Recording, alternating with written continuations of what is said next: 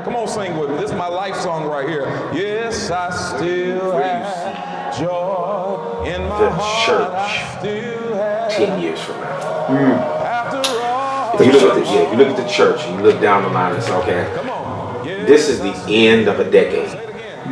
So in a few months, it'll be 2020. We're about to enter into a brand new decade. Right, yeah.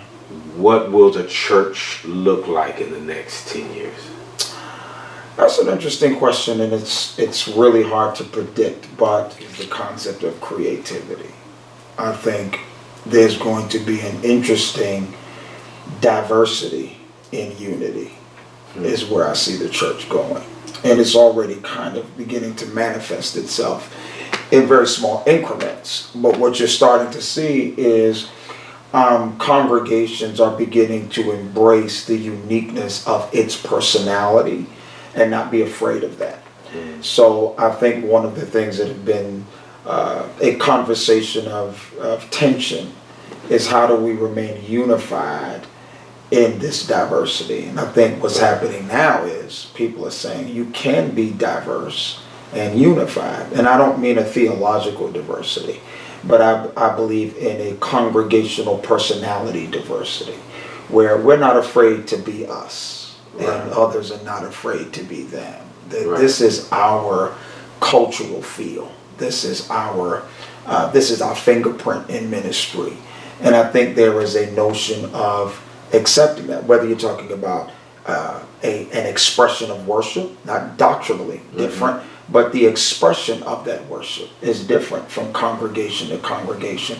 And we're starting to see more of that. And I think in 10 years, that will be accepted, that you can be different. You feel like that will be more embraced in the next decade or so, versus something that we fought with internally this decade. Yeah, this is the decade of wrestling with accepting that. This is the decade of saying, I'm not too sure I'm comfortable with that kind of diversity. I think in 10 years, there will be an embracing of diversity and even an appreciation of that diversity. When you say, when we look at ministry, and what is your approach to ministry? If you were going to do a seminar, we had an opportunity to do a seminar, and I get to take notes, and you get to be able to address and say, okay, what is your approach to ministry?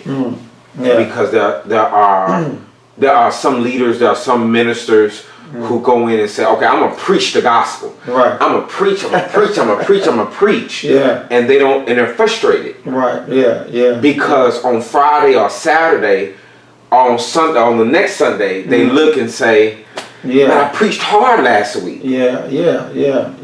But ministry is a vital element to any organization. Sure. And so what would be your approach to ministry if you had to lay some thoughts, some ideas down? Well, principally and philosophically, my approach is a Christ-centered solution to everyday crisis, principally. So meaning my philosophy of ministry is how do I bring a Christ-centered solution to this community or that person's present crisis? So what I don't want to do is bring a solution that is maybe a plausible solution, but has no Jesus in it. So I believe the church, in order to remain the church, to do ministry and to be relevant, can't suspend its loyalty to Christ-centered solution. That means, how does the Bible or the gospel address this crisis? Talk about the climate of racial divide.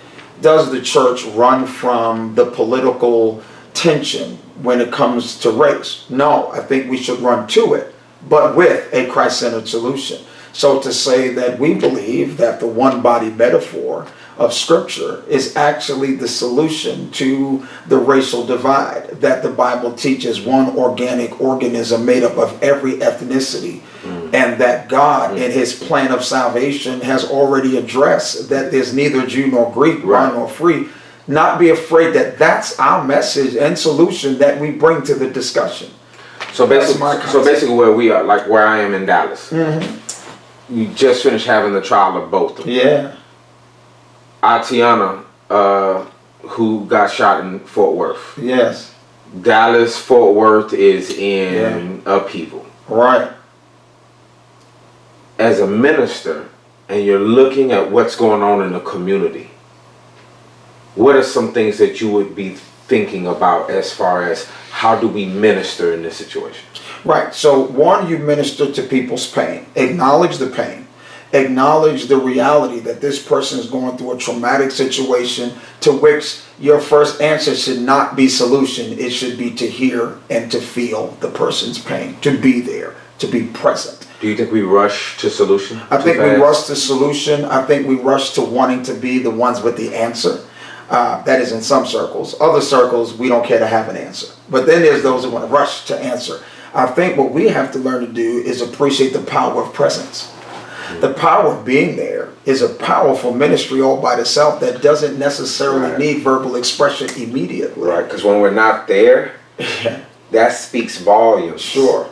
Because where are we? Where's the church? How come we didn't say anything about this? How come we're not preaching about it? So. I think we miss the opportunity for just presence. And I think if we got to the place of presence, we would find that that's a ministry in and of itself, to be present. Then, and in the presence, then we can talk when asked. Here is a way that we can bring healing to this situation. Here's the idea for me is presence, being empathetic, being sympathetic, and then we can talk solution. Your presence or lack thereof suspends your right to say anything. So when a church is not present, whether you're dealing with race, whether you're dealing with homelessness, whether you're dealing with addiction in the community, when the church is just not present. When you're not present, you forfeit your right to speak on the subject. Because what happens is that people begin to believe that you don't care enough to be present, therefore you kill your influence. How do you impact people with a message, but you lack the influence to give it to them? So you can have the right solution, but lack influence, and the solution gets no traction because you're not present. So the lack of presence suggests that if I can't be there, then the person automatically doesn't believe I have a voice to impact. But what do you say about preachers or so who say, or leaders who say, hey, listen, I preach the gospel. I don't deal with politics. I don't get into race. I'm going to preach Jesus, and that's all I'm going to focus on. Right. What do you say? I say to that minister that I appreciate his intent, and I appreciate his approach and his stance on the gospel, because this person has a very formidable stance that the gospel is the answer. The problem is you limit the gospel's impact and effect because of your lack of presence. So how do you get a message so powerful, so relevant about the beauty of what Christ did on Calvary, this great salvation message, this soteriological reality that I can impact people with this great message, but you lock it in the four walls of your church building, and you limit its ability to reach people because you are reluctant to be present. You can't expect the gospel to go to a place you are unwilling to be present. You kill opportunity. If I look at your ministries, and I go back to Dallas and say, I'm going to do exactly what I just saw. But I'm not in Atlanta. No. Right. So my context is different. Right. And based on what you were saying, I'm looking at the pain of my community. I'm looking at the pain of my context. Right.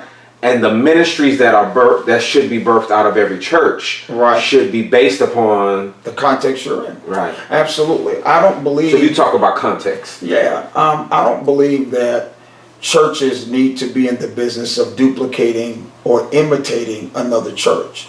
I believe we can all learn from principles that are universal. Right. But to think that those principles are always manifested the same way in every context is a false notion.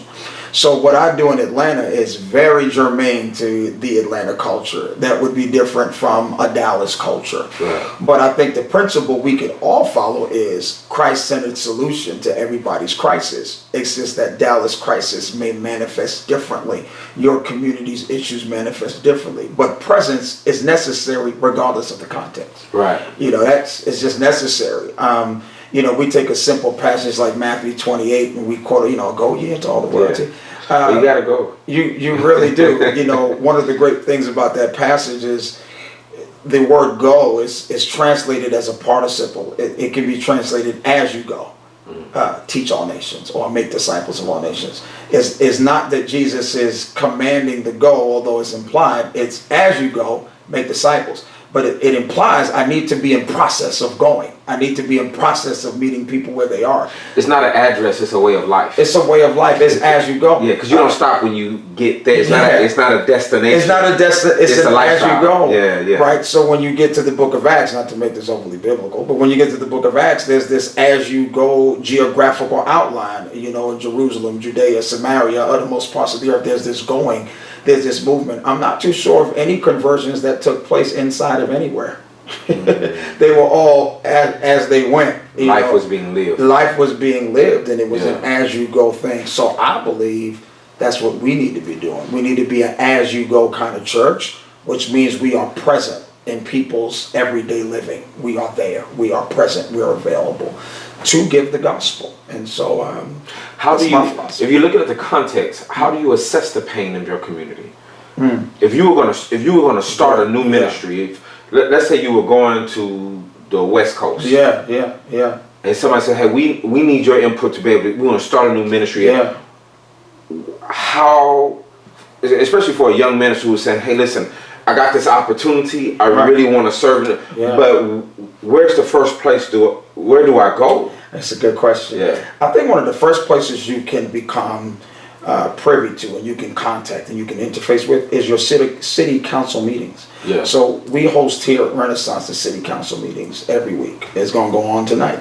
And I get a chance to sit in and hear what is the issues, what are the things going on. Our leadership attends various city events that deal with issues. It's one of the best ways to kind of feel the pulse of the community's concerns, to feel the pulse of where you are, so that when you shape a ministry, you shape it intentionally, so that that ministry not only addresses the need, but then how do you filter the gospel to that need. So every Monday they host here on purpose. We offered the building to host city council meetings. Would you encourage every congregation and leadership, you need to be involved in the city council meetings, events?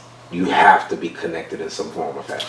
I would say I would highly recommend being connected to the city council meetings where they address issues of housing, issues of even down to something as simple as traffic, even down to the homeless situation. What is the educational climate? What is the school systems like? Because now I know, based on the school system issues that come up, how to shape my youth ministry to make sure that it is impactful and relevant to whatever the youth issues are. My approach is going to be Christ-centered, but I'm going to build that youth ministry to be attractive enough that they'll say, wow, they have a program that's going to be relevant to this youth issue. So again, but listening to the city council meetings, listening to what's happening in the community in those meetings helps me shape where to the go. ministry. I don't believe in just birthing ministries that have no designated purpose. Like I just wake up one morning and say, I want to do this. Well, my question is going to be why.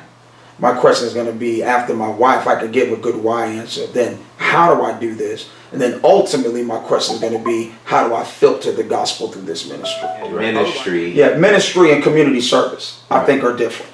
So I think anybody can offer a community service. It doesn't have to have Jesus in it. I think ministry has to have Jesus in it. Otherwise, it's not ministry. So my philosophy is, if you're going to claim that something is a ministry of the kingdom, you have to talk about Jesus in some form or fashion. I think so. I think to say it's a kingdom ministry and not have a kingdom agenda in it, It's not a ministry. I think at this point it is a community service. I'm not against community service, but I think a lot of organizations give community service. I think we need to give ministry that can offer a community service. Because the church is the only institution that is offering a soul-saving message. Absolutely. Versus just... Absolutely. We don't just give clothes. We don't just give clothes. We don't just give shoes. No, we give clothes, shoes with Jesus. Yeah. Like we have to filter Christ and the kingdom agenda in that. Otherwise, for instance, we have a ministry here called We Care, where it's all about servicing people who need education on various sicknesses. We Care is a sickness-driven kind of ministry. However, our emphasis is on the fact that your healing or getting educated about getting healed physically ultimately is subject to the fact or secondary to this primary healing from sin. So we don't speak about the we care on the physical sickness and not address the spiritual sickness. Right. It's a gateway to a larger conversation. So I think ministry has to be that. You can't work for Jesus and don't talk about Jesus. That's not. You get fired. You get fired for that. You get fired for that. So if I go to city council, so if I'm starting a ministry, one of the things I want to do is I really want to get connected into the community. Yeah. What are some other things that I would need to do or to investigate or maybe read upon for me to be able to kind of shape the ministry where God has planted me? Also look to make partnerships with other organizations. So not only do I want to hear from city council relative to what's going on in community, but I also want to forge some partnerships. Look at what other organizations are doing, and maybe you can partner with them to get access to the constituency you're trying to touch. For instance, I'm trying to give examples of this. We do every year, we used to call it Back to School, now we call it Success Fest. But what we do is we partner with an organization that already gives out book bags, already does these various things. They already do blood pressure checks. They already do. So we partner with them to get access to their constituency. So that we can get the message. So we can give our message alongside that. I think churches are so excited, especially like Back to School. You can be so excited about giving back to school. But a week after school starts, or 2 weeks after school starts, you're wondering, did we really tell them? Did we really bless them spiritually? Right. If you talked about partnerships, I think partnering with schools, the police department, they have programs. Every police department in especially a decent sized city is going to have a schedule. They normally have somebody on staff whose main responsibility is to connect with the community. You need to find who that officer is or who that agent is because it is the police department, the fire department whose objective is they know they have to have good public relations with the community. And they're looking for people to partner with. Just as well as also in the colony where I minister. We know the individual, this is what I do. And so we were able to partner and team up. So I think that's extremely important. Partnerships are important. So listening to city council, forging partnerships with organizations that are already doing community service, and then shaping your mind to say, how do I partner with these folk with a ministry that can come alongside them? And I think you'll find that you then widen your influence by making these partnerships. I think the church has almost been afraid of partnerships. And I think we don't need to be afraid of that. Even if the organization is vastly different from ours, that's okay. Because not only do you want to influence people, you want to influence the organization you partnered with. So you want to make the partnerships because it just gives the church a wider influence, I think. What are your thoughts on, there are some churches, there are some members that get very frustrated with the church. They said, we need to be doing this, we need to be doing that. How come the church, we need to be really out there, we need to be doing it. And it's the leaders that are looking at that account, even though we should live by faith. They're looking at that account and they're saying, and we just trying to keep these lights on. Y'all don't even give enough to talk about doing extra ministries. So if you kind of talk about there is a financial aspect to ministry. There's a very real financial aspect. There are some ministries you can do that are not costly, that you can forge with partnerships. But there are some really impactful ministries that does require money. And I don't think we should shy from that. So I think what we need to do with members is understand kingdom investment is so key to having strong kingdom impact. As a matter of fact, one of the main verses we quote, 1 Corinthians 16, 1 and 2, wasn't even an offering for Corinth. It was an offering for another church in Jerusalem, right. Family. It took money. I gotta go collecting. Like it takes money to get these folk relieved of the famine. Like if anything, that's a good scripture for an extra offering. You know, right. Second best. Right, that might be second best up. So it takes money to do ministry, to serve people. Of course, there is a ministering that is more germane to personal interaction, but then there's a ministry that takes money. So kingdom investment, I'm on a series right now on people understanding your spirituality often shows up in how you handle your money. And God measures your spirituality often by how you do money. However, there's another aspect. There are ways to so shape your ministry where it can be funded. So I think people need to start thinking along the lines of creating ministries that can come under what we call a 501c3 status. And there's ways to form ministries so that government and or private investors will fund a thing because it matches up and fits with their agenda. When I say their agenda, I mean they want to do a service. They want to dump money into something, sometimes for tax write-off. Right. And hey, we got a great way for you to do that.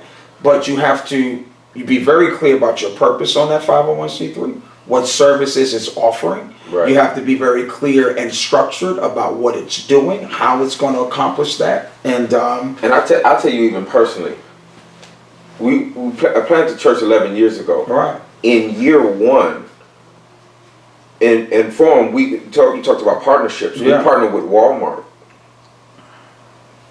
They donated, I want to say, close to $15,000. Just scratch. Never didn't have to pay back. They just wanted to know. Where are we 501? Are we a church? Are you doing these things? And it was beneficial for them. Right. So imagine a startup work. Right. And you're partnering with $1 billion company, and it was a warehouse. Over $15,000 worth of supplies and items. To be able to give, realizing that other institutions, faiths have been doing it for years. Sure, absolutely. And so when you see them doing ministry, you saying a good ministry makes your gospel look good, even if it's not. Right. Sure. If I told you I fed 10,000 families last month, you don't even know what I preach. Right. But it makes my gospel look good when my ministry is impactful. So I don't think we partner. Every Walmart, Target, there are major corporations, Big Lots, there are major corporations. Every year they allot thousands and thousands of dollars. Absolutely. And they're looking for non-profit organizations to donate. That's something with church. If we get organized, we can really tap into, and we don't have to come out of our pocket for a lot of things. Absolutely. And I would tell ministers, don't discount that you have people in your church congregations that do this stuff for a living, and sometimes they're just quiet. They're in your pews or your chairs. And there are people that have this know-how, and sometimes right within the fabric and tapestry of your ministry that are just never said anything. It pays to ask. We don't ask. We don't ask. Say, hey, who here knows how to write up a proposal for a 501? And you'd be surprised. I did that. We need some grant writers. I did that here, man. And when we was at West End. And to my surprise, I guess 40 people came up there. Wow. And was like, oh, well, I do this all the time. And in my mind, I'm saying, well, why didn't you say nothing? But then I'm saying, I'm glad I asked. Worship does not give people the opportunity to state, hey, by the way, this is what I do. Yeah. We're coming for worship. Right. And then they go home. Right. If you don't create a venue where you really identify the people God has already sent you, they'll be in and out. Yeah, man, they come in and out, and you have to ask, because there are people with immense skill sets within our congregations, and we think we lack resource when sometimes we just didn't access the ones we've had. So talk about human resource. I can't do ministry if I don't have the people. I can have the dream, I can have the idea, and I can pray, I can be faithful. There are some churches that are discouraged because they said, well, we should be doing that.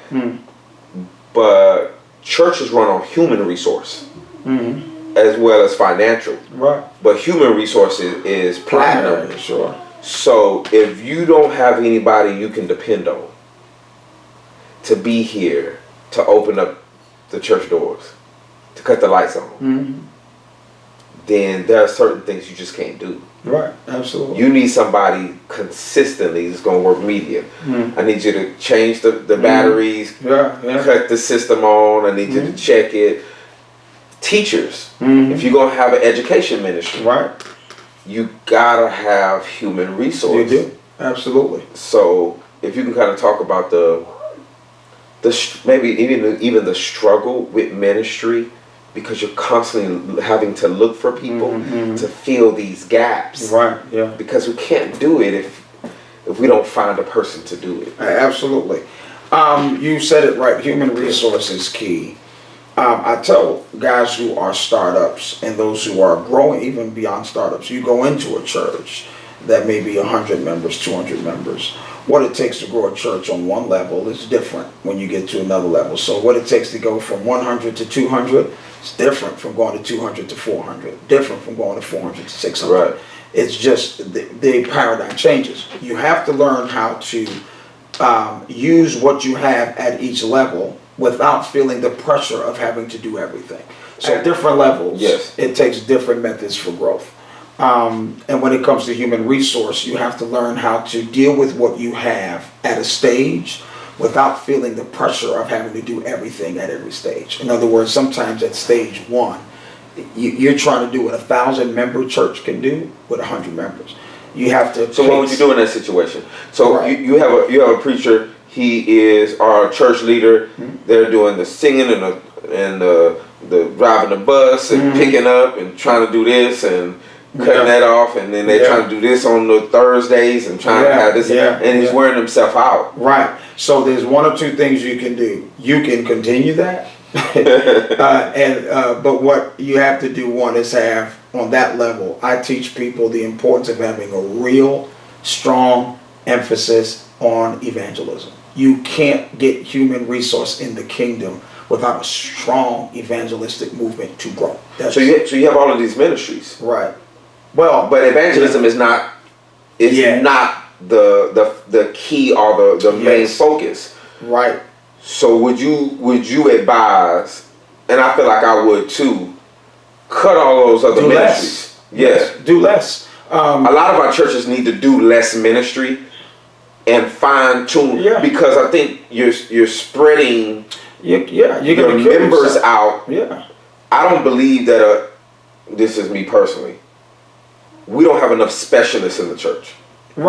We have some of our best workers, and they're in 5 different ministries. And if you would take at least 3 of those ministries from them, they would actually produce a greater output. For the church. Well, that's what I mean by, with 100 members, you can't try to do what 1,000 do. Because you don't have the resource. At 100 members, you can't do what 200 do. No, you can't. You at 100. So you need to do what 100 can do, and focus at that level. The focus is on multiplication. It is on a strong evangelistic momentum.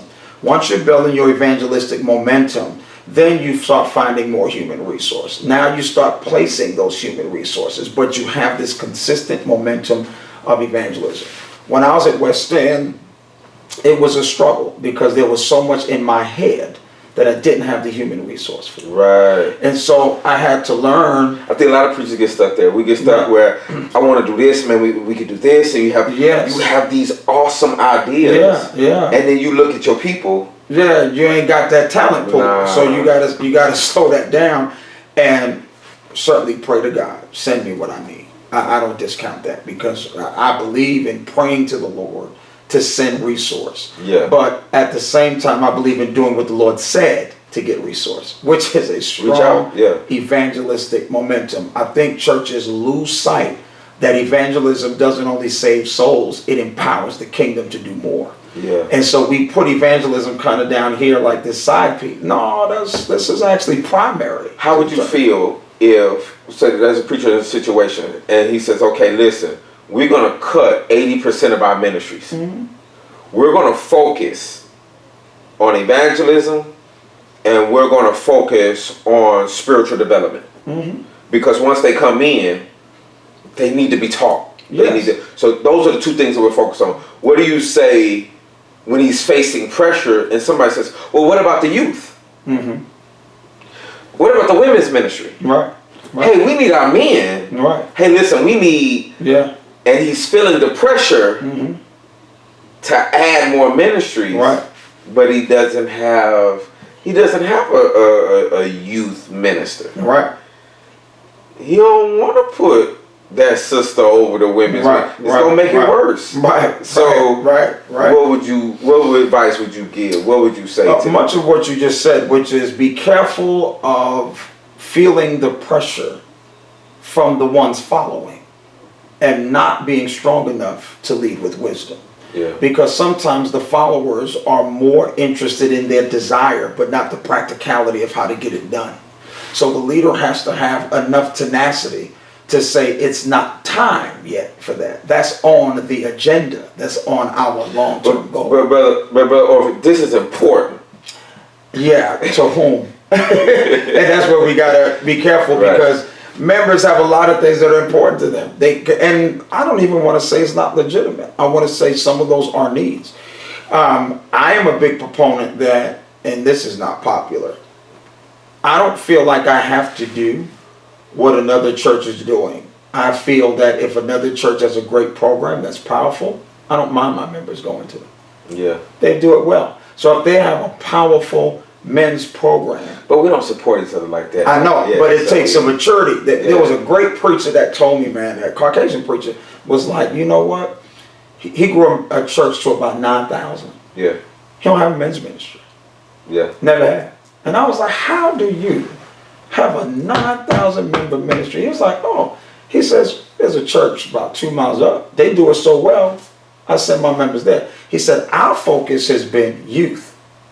He says, we don't try to do everything. Yeah. He says, because it's not necessary to do everything. He says, sometimes you got a church, it's better to have specialty focuses. And I just said, like, we don't have enough specialists in the church. Yeah. We got a bunch of jacks who's doing a whole bunch of stuff. Yeah. I believe there are smaller churches, but they got some great members, but they're wearing their all-stars out. Sure, and not only that, but then cater to what your all-stars do. Right. So if I have an all-star, I want to free you. I'm gonna free you to do what you do within the context of that gift. Yeah, because if you cook, I just want you to be in the kitchen. I just want you to kill it. Yeah, in the kitchen, knock out this peach cobbler. Yeah, kill it. Yeah, so we can all go to heaven. Because we really missed the boat where we try to make this one all-star do 7 things. So I believe you build ministry. We talked about building ministry earlier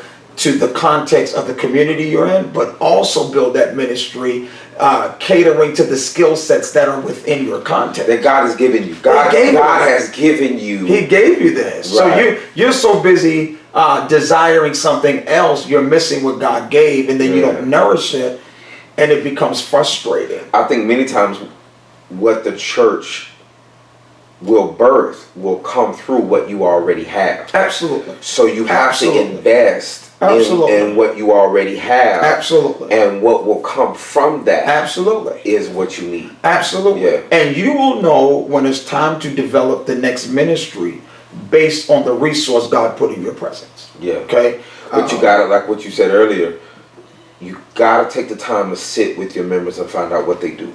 Absolutely. And find out what their gifts are, what their passions are. Sure. And then I think at that point, it's just like the fish and the loaves.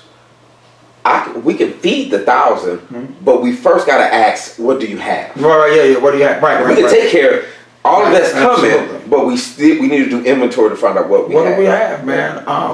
I think congregations miss some of their greatest blessings by overlooking the gifts God already placed there. And it's unfortunate because when you don't know your sheep, it is so detrimental to leading the flock. You gotta know who your sheep are. And you have to constantly be among the sheep, close enough to smell them, close enough to feel them, close enough to know them. And I think what's dangerous is when I have a passion for a particular ministry, but your gift is in a ministry I don't value. Right, I think when the man of God, I think when a leader is too infatuated with a ministry that is that's not his ministry. Right. But he loves it. He went somewhere else and fell in love with it. But God has gifted that congregation, that zip code, that address with particular gifts that you're not in love with. So it's hard to pour into the members there, that because you like I want our worship to be like, or I want our youth ministry to have the swings and the art on the walls. Right. But you don't have that. Well, it's the difference between you're in love with creating but not cultivating. So sometimes you're so busy trying to create what you don't have that you don't cultivate what you have. And you miss. I think what I've learned to do here through trial and error is not always look to create a thing, but look to see what can be cultivated that's already present that maybe I've overlooked. I think that's very powerful. How many, if we would all take the time in our congregations to find out what actually needs to be improved before I introduce something brand new that's going to take more resources. Something can be enhanced. Absolutely. And I usually we don't need to say hello right. We need to improve our hello. It's interesting for me. It's been through intentional relationship building has introduced me to gifts that I didn't know were here. So, I'm on this kick now with whole dramatic sermons that while I'm preaching, it is acted out. The whole idea of doing dramatic sermons was birthed out of a relationship I built with a young lady here who's in the industry of acting, and she directs short films. Finding out that she was a director in short films. So we could do some stuff. So she happened to be watching a sermon where I did an illustration. She came up to me later and said, man, it would have been incredible had you actually had this person in this place and this person in this place, and while they were doing this, you were actually narrating what was happening. And I said, oh my God. So right from there, I said, drama ministry. And so I created a drama ministry, not just for acting out biblical scenes, but for acting out what I'm preaching.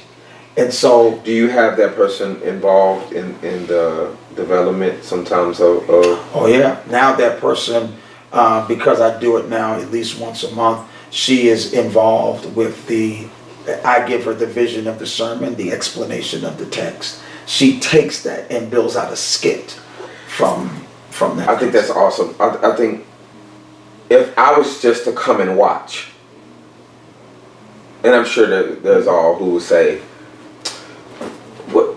why are you doing something extra? Just preach. Not realizing you now have more members involved in the process of the sermon. Absolutely. Who understands where you're going. Absolutely. Than if you was just to walk up and just preach. Absolutely. And nobody was involved.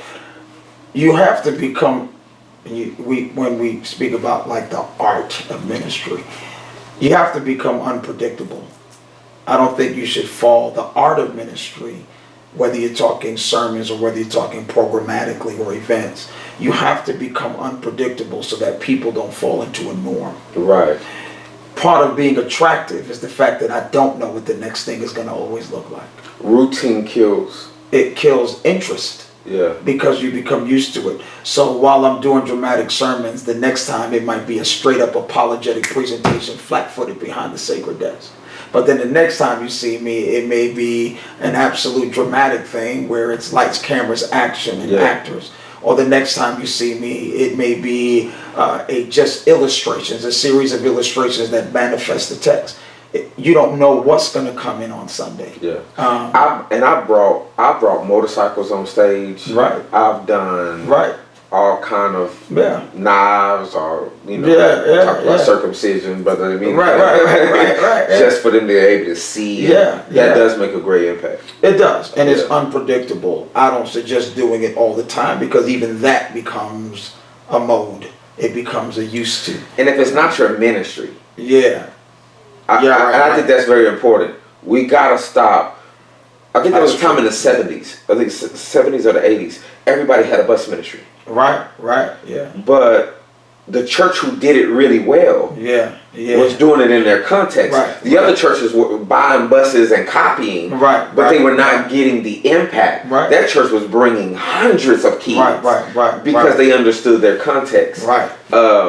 So if you notice that there are some ministries that a lot of churches have. And it's not art, it's copying. It's copying, So you have a men's ministry, you have a women's ministry, you have a youth ministry. So in order to set up a church, I gotta have these ministries and you're gonna throw somebody in there without really saying we may not be called to have all of these ministries. The art of ministry requires you to be very honest about your own personal philosophy of ministry, and to be honest about your personal gifts, and to be honest about the gifts that surround you.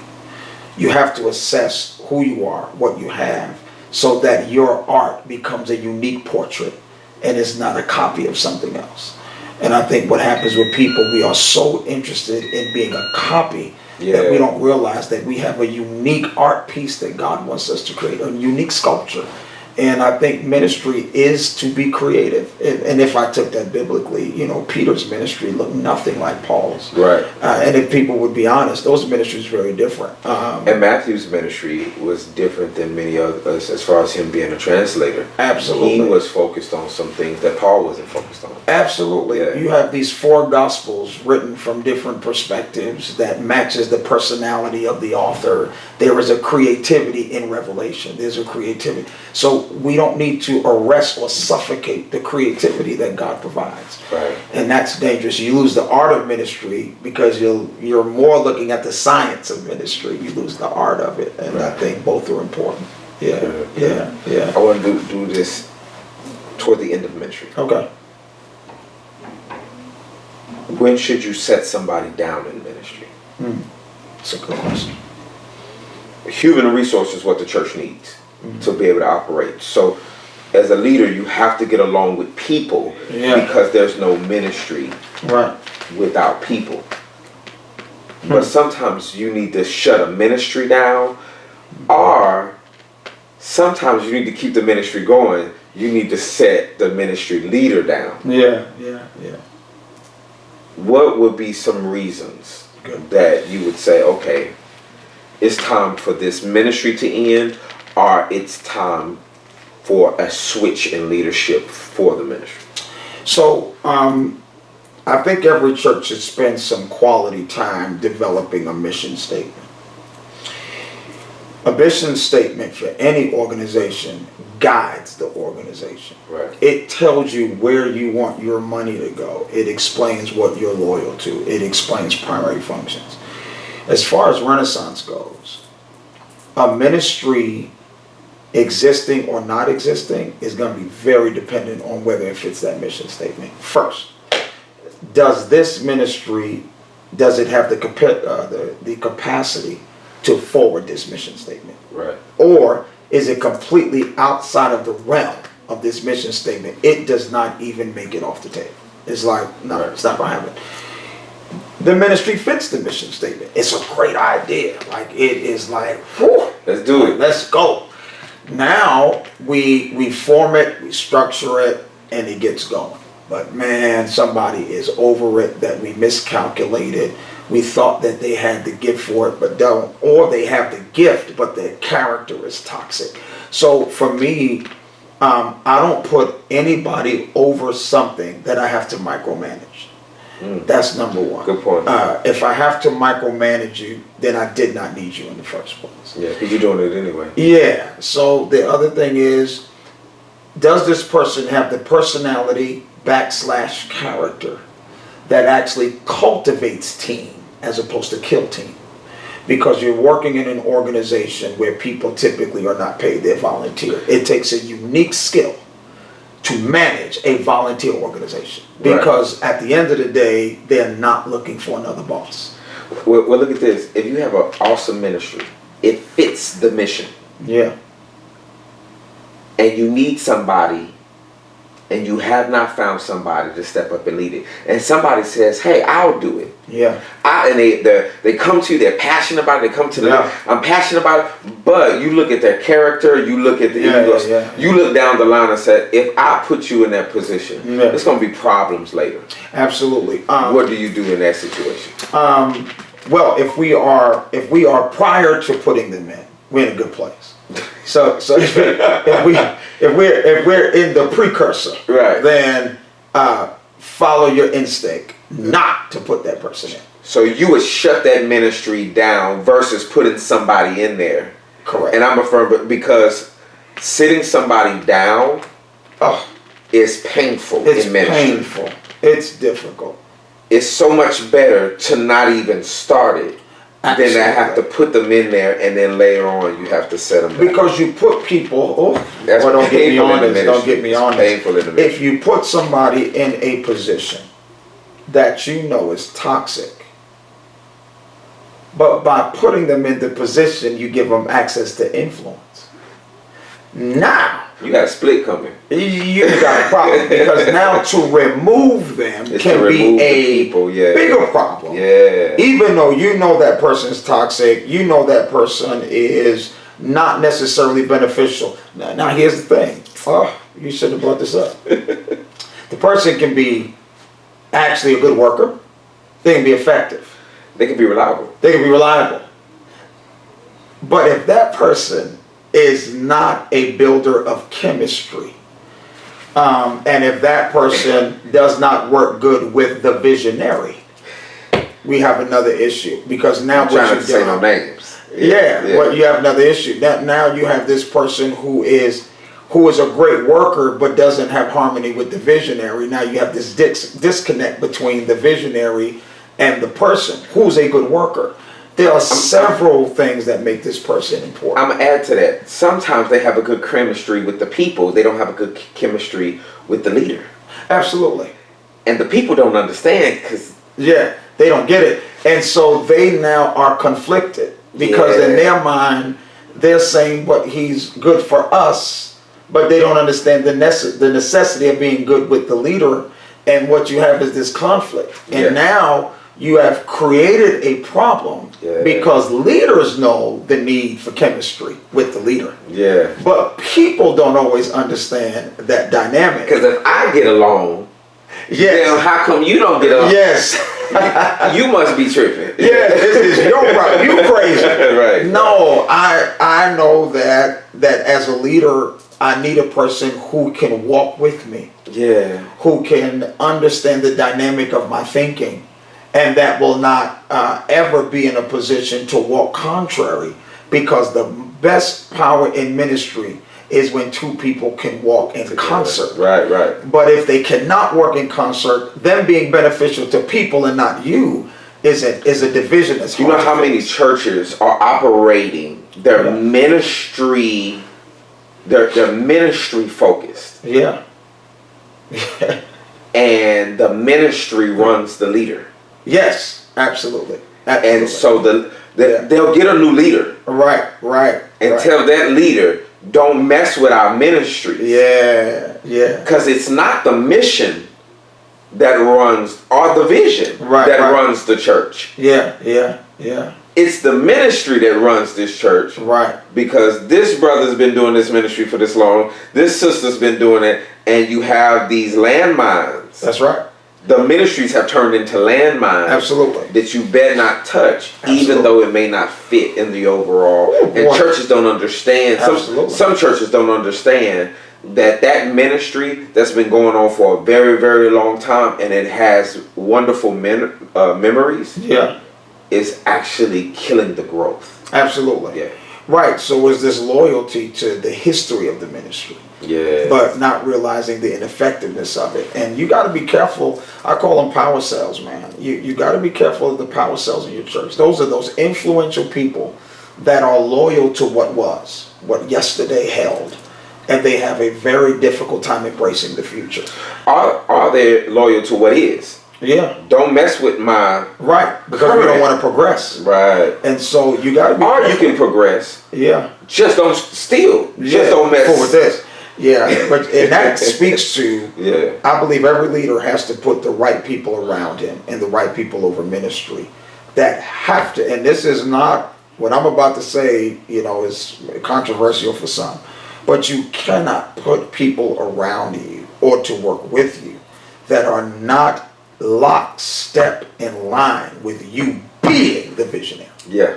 Now, if they're not lockstep in that, you're in trouble. You're in trouble. And you will be muzzled. Yes. You will find that the person you put in position may have been smart enough, and they moved smart enough to get in, but because you didn't give time to sift the person, they turned and changed, and now you're dealing with another 8 that you didn't see. Now that's a betrayal. Yeah, that hurts at another level, because it was by your hand that you had brought them in. Yeah. And you can't blame anybody. No. You say it's my fault. You can't blame nobody. If I had to tell a minister, a leader, a pastoral personality, be careful how you deal with persons that you want to work in ministry with you. You have to measure their character. Now, this is not a popular word. You got to measure their loyalty. Yeah. Now, that word is controversial in ministry circles for a variety of reasons. Because they tell you it's not about you, it's about Jesus. But there you got to work with me, though. If you don't work with me, so that's the rebuttal. It's about Jesus. Well, it is about Jesus. But when we're talking about working chemistry, then you have to factor in who is able to walk with that leader in a way that, and when we say loyalty, I think people think loyalty to a fault. I don't believe in loyalty to a fault. Let me explain myself. Yeah. I don't believe in following a person into sinful practice. No. If I'm wrong, don't walk with me wrong. Don't stand with me. No. But if we're talking ministry leadership philosophy, and if we're talking ministry development, then I need to undercut me. Don't undercut me if I am placed in the posture of the leader visionary. Even if you don't agree with me, I need to know that you'll walk with me, as long as we're not breaking scripture or God's paradigm. Right. But I need you to learn and to know that I need you to walk with me. I need you to have a togetherness with me, and know that I will often see what you cannot. Yeah. See, some people don't understand, and I believe in this, and you can certainly put this on here.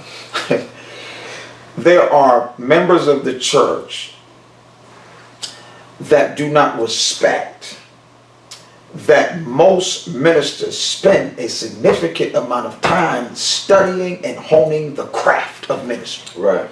Stop thinking you know more about ministry when this is not your field. Yeah. It is an unfortunate reality. We go back to the ministry of cooking. If that's not your gift, don't get out the kitchen. Yeah. You may know how to eat it, but you don't know how to cook it. If you're not a chef, there's no need for you to be telling me about these recipes. No. When a man of God, and I'm making some assumptions here, a man of God who puts time in his craft, who put time in studying ministry as a science or art, who has put the time in to understand the dynamics of what ministry is and how it works. One of the most disheartening things is when you've got a member in the church who postures to know more about something they've never studied. And it can be disheartening to a leader. So a leader's got to know, be careful who you put in these postures, because you will find that if you appoint the wrong person, it is hard to deal with removing that person once they're there. Right. And you said it right. All you can do is drop your head and say, I did that. Like, I put him there. Yeah. And I've lived that. So I can tell you by experience that you can have a person who walked with you, who was lockstep with you, laughed with you, who looked at you as their leader, spiritual guide, their pastoral person, the one who cultivated and shaped them. But because you didn't give it enough time to sift the loyalty and to sift the character, you put them in place. Then you can have folks fall in love with the person, but you know that this person does not have a chemistry of leadership. And I think here's the thing with ministry. We're looking for people to be genuine with us. Yes, yeah. We think that you're looking at the same thing we're looking at, that you really love the church. Right, yeah. Sometimes the people who connect with you will burn this church down just to get at you. Absolutely. And you would never do that. You I don't want to hurt the people. I want to bless the people. Yeah. But sometimes you have people who are so ambitious to what they want and what they desire that they will be cantankerous. Absolutely. And you just got to be careful. If you're going to lead a church, you have to sift carefully who is in your circle. You have to also measure the motive for this person connecting to you. You have to be careful to understand everybody does not connect to you because they believe in you, but they connect to you because of where they think you can place them. Yeah. And then once they occupy the place, they no longer need. When people say, hey, I got your back. Yeah. Do you have my back because you believe in the vision? Or do you have my back because you see where I'm going? Right, absolutely. Both of those people look the same at glance. Yeah, right. Both of those people will be there for you. Right. When nobody, because they will make themselves available. Absolutely. But it's only revealed in fire. Absolutely. That wait a minute. Some of y'all got different agendas. Absolutely. Yeah.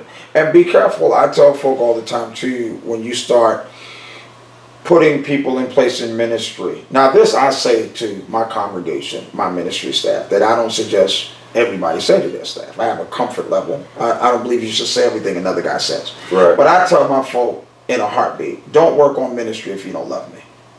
Yeah. There's no need. Because if you don't love me and believe in what I'm doing, you cannot work on a ministry and have discord with the visionary. You can't despise me. No. And then say, well, I can separate my feelings and I'm gonna just work on the ministry. You can't. Yeah, that's not. I'm part of what we sell. Unfortunately, this place may not be for you. Right. Yeah, I'm part of what we sell. I use the word unfortunate. Unfortunately. Yeah, unfortunate. I'm part of what we sell. Now, what I mean is, it's about God, but you can't discount the mouthpiece. You can't disdain the mouthpiece and then claim, but I'm still honoring God. You can't disdain the mouthpiece and you can't work with him. And I think that's okay. You don't have to like me. Absolutely. You don't even, you can even disagree with the vision. Absolutely. The freedom in Christ is, you can choose another vision to submit under. Absolutely. But you don't have to destroy. But don't stay here and destroy. There you go. Yeah. Don't become part of this and have that disdain, because it is going to be counterproductive. I tell folk in a minute, you can go to heaven from another church. You really can. And that's not malicious. That's just to suggest. Make a left. Yeah, 2 blocks down. Place. Yeah. And you don't want people in your ministry that can't buy into that, because I'm part of what people sell. Now, what I mean by part of what people sell, the man of God is the primary face of any congregation. Yeah. So to be on a ministry... When you said that, some people cringe. So they did. So they did. He is the primary face of a congregation, which is going to be the one who is delivering the spiritual diet because these are who people are going to accept as their spiritual guide. If you disdain him, and you can't celebrate him, and you have a negative attitude toward him, you become a cancer to the overall product that's being sold. You're selling Jesus through this vessel. Right. And if you hate the vessel, people can feel that discord. It will seep out. It'll seep out. Yeah. And here you are, you talk about, well, welcome to our church. And yeah, he's a preacher, but just know it's about Jesus. We don't really believe in lifting him up. You will even start fussing at the people. Yeah. Y'all only come for the preaching and you're going to miss the singing. Yeah. It ain't about him. And you sitting there saying, okay, I agree with him. But it sounds like you're taking a side shot. Yeah. It ain't about him. It ain't about him. It's about God. Oh, yeah. He preaches for us, but but it ain't about him. We want you to know right now it ain't about. Well, this sounds like you got a whole spirit. Lots of other stuff going on. Yeah, so be careful of that. Now, you can't control that, but you can control who works on that ministry. I honestly believe the impact of your ministry is one of the ingredients. Outside of God, the Spirit, and His will. Yeah. The thing that He places in the man of God's hands is the team you put together. You put together I believe every minister should have a team.